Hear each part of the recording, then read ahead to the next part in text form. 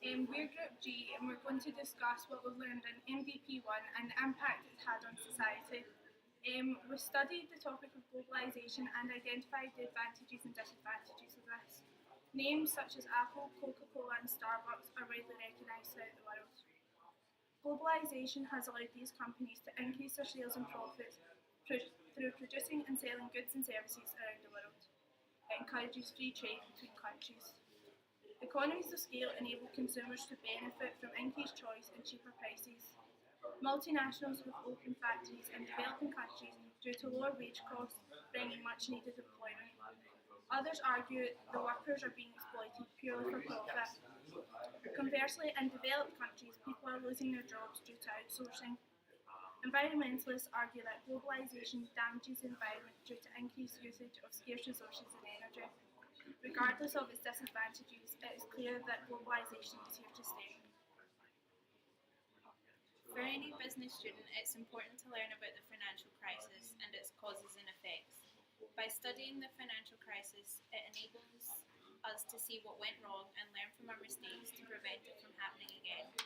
Also, the study of the economic crisis is relevant within other business subjects such as finance, and so background on this topic helps understanding with these subjects. In one of our final weeks of MDP, we were involved in a role-play negotiation with another team.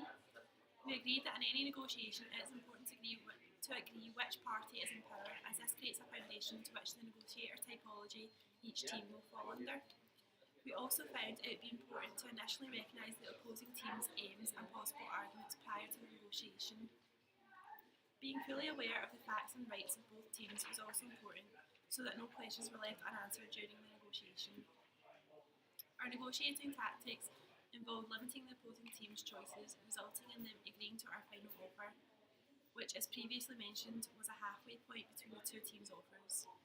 Before the negotiation, we attempted to work out the tactics the other team would use, giving us an initial advantage in the negotiation as we felt fully prepared. Throughout the negotiation, our team listened intently to the opposing team's point of view and arguments, taking into consideration where they were coming from and trying to negotiate an agreement through doing this.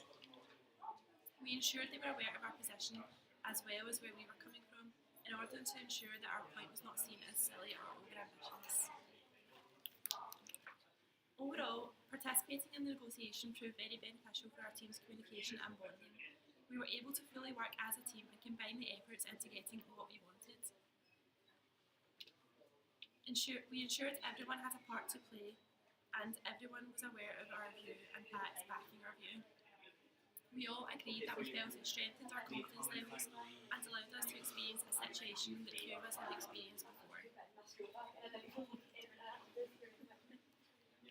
Businesses have a huge role in society when it comes to ethics. Ethics can be described as a morally accepted code of behaviour, the shared attitudes and principles held by employees within a business. Ethics are important in the role of society as they are useful guidelines for decision making in the organisations. Ethics are vital within a business that protect the business, employees, customers, and continue to enhance business reputations in the community. In reality, many businesses behave very ethically as they know how much it ends up benefiting them in the long run. However, there are some, unfortunately, who try to hide their unethical behaviour. An example of a business praised for being ethical is Lush, due to the fact they do not test in animals and they try to be as eco-friendly as possible. This encourages many people to shop with them instead of their rivals. Customers are definitely put off by unethical behaviour, such as when Tesco were criticised for setting prices unnecessarily high and exploiting customers, which in turn damaged local communities, smaller retailers, suppliers, and ultimately consumers. In conclusion, all the topics studied in MDP have a great role in society.